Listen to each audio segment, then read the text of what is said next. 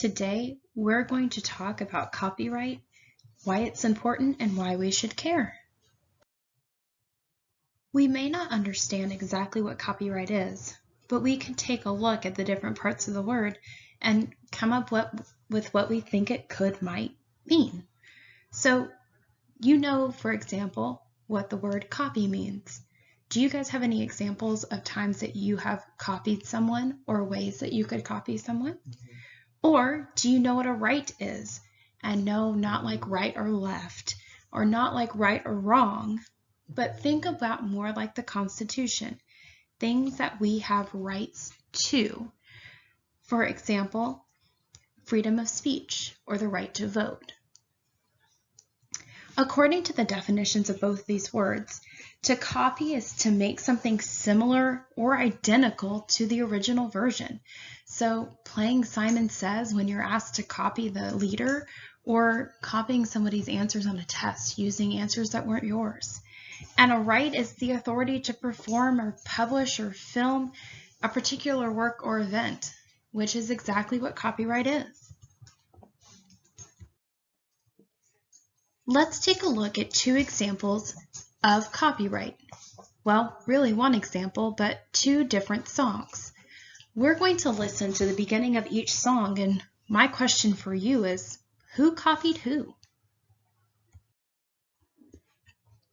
As you can see, even though it's only by a few years, Queen and David Bowie were the original creators of the sample track that Vanilla Ice used in the beginning of his own song. Now, Vanilla Ice did claim that he changed it just a little bit, but it wasn't enough to make that beginning intro his own original work. Therefore, Vanilla Ice, by law, had to give credit to David Bowie and Queen, and not only that, he had to end up paying them royalties, or he had to give them a share of the profit every time the song was used or played. This is a great example of copyright and how it's not necessarily that Vanilla Ice was trying to steal Queen's work, but he also didn't give credit to the original creators. Now that we've looked at our example, what really is copyright? Well, copyright is something that gives protection to authors and creators, whether that be musicians or artists or cartoon creators or book novelists.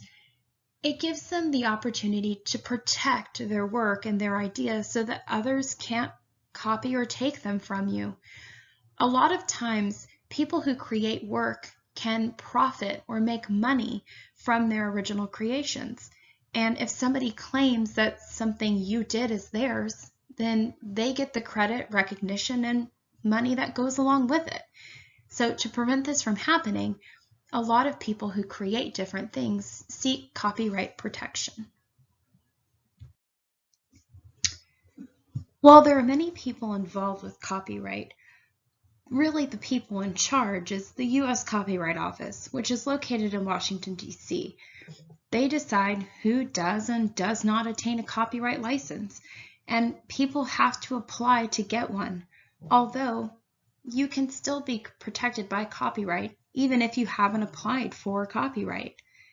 Down below, you'll notice a link that you guys will be able to use and discover as you complete your project toward the end of the unit. As you can see, there's a wide variety of people and different kinds of publishing that can be protected by copyright. Anything from songwriters to photographers to poets and game creators, even people who write computer software can be protected by copyright. Really, it's somebody who creates an original idea or piece of work that can be eligible for this kind of protection. Unfortunately, or maybe fortunately, not all pieces of original work can be covered by copyright. Unfortunately, people cannot copyright ideas or things that are common knowledge, facts that are well known, like the sky is blue or the grass is green, or that the state capital of Texas is Austin. Short sayings or quotes unfortunately cannot be copyrighted either, even if it's something that could be considered a trademark of that person or something that person says quite often. Documents written by U.S. government officials are also not under copyright. They are free to the public to use and reference as long as they're cited and given credit to the original authors. Copyright matters for the protection of the author or creator. Walt Disney copyrighted his material to make sure that anybody who wanted to use one of his characters had to seek permission from him, or in this case now currently the company, before they were going around and using characters or storylines that didn't belong to them. The creator of SpongeBob SquarePants, I can guarantee, sought copyright to make sure that his characters stayed his and that he was in charge of what happened to the material. If it was on a t-shirt, the t-shirt company had to seek permission from the creator to be able to put it on that t-shirt. It's important because for you, as a creator, whether you become a poet or a film director or a famous photographer or a software engineer, you want to make sure that your work is protected so that you gain the benefits, whether that be money or recognition or awards for all the hard work that you have done and not somebody else. Unless a work is in what is called the public domain, which is where the copyright term for the work has ended and it's free for the public to use and reference without necessarily having to go and ask the author. You should always go and ask the author, whether it be an email, a phone call, filling out a form, or checking their website to see if you can use their work or how that you can use their work. The public domain is somewhere where, think old school, like Shakespeare or Alice in Wonderland, or even nursery rhymes like Jack and Jill. Usually the copyright term doesn't end until after the author has passed away. So it's always good to go and check that if you can use somebody's work. If you use it without their permission, or they state that they do not want you to use it, then if you're caught, you could be in violation of copyright law. Even with all the resources out there that we have to help us decide when to ask permission or not ask permission, people still tend to commit what's called copyright infringement. This happens when a person either knowingly, which means that they were very intentional, or unknowingly, which means by accident, takes and either recreates or shows or uses someone else's work without having asked them first, or by stealing it from them and not giving them the credit that they deserve. This can have serious consequences for the party responsible. Take Vanilla Ice, for example. He was forced to not only give Queen and David Bowie credit, but he also had to pay them in return for the money that they should have made all along because he used a sample of their music that they created.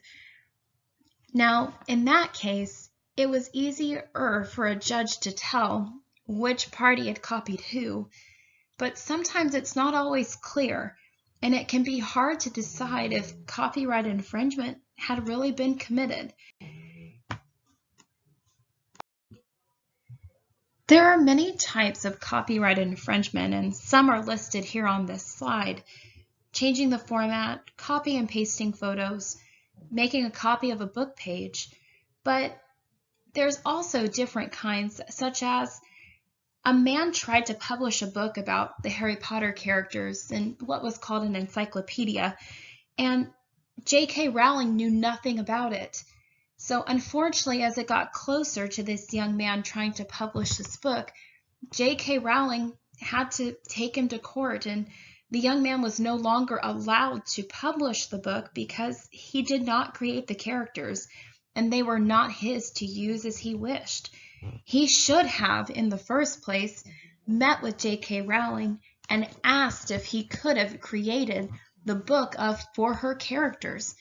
Instead, he was forced to pay her a fine and was no longer able to publish the book. He wasn't meaning it to be mean or malicious. He just wanted to give Harry Potter fans a tool or resource to reference their favorite characters. But because he didn't ask permission, therefore committed copyright infringement. On this page, you will see 2 websites that go into detail about copyright. Using these websites, this will help you answer questions that will help you complete the poster assignment for the end of this lesson. Your posters will not only be presented to your peers, but will be hung around the library and the language arts classrooms for future use as you go through the rest of the year and your research projects. With a partner, you are going to create a copyright poster. You are allowed to use the information that you learned today in the presentation, as well as information that you find from sites provided to you by your teacher and myself. You are going to use this sheet provided to you to help guide your research and show what should be on your poster. You will be including the definition in your own words, giving some examples of copyright, what can be protected, what cannot be protected. What are some ways you can avoid copyright infringement? Finding 2 works that are in the public domain, whether it be books, movies, poems, photographs. An interesting fact that you learned about copyright. This can come from the presentation. This could come from your own research. It could have to do with the laws or works that are covered. Once you have completed this page, you will come see me for a sheet of poster board to create your poster. On your poster, I ask that you include at least 3 pictures. These can be printed from the printer, or these can be hand-drawn. As you work on your project, please refer to the rubric to see what will be looked at as we go over not only presentations, but the quality of work that you are turning in. We will be looking for a definition in student words, not a definition copied from a website or from the dictionary. Facts are correct and current, meaning they're not made up.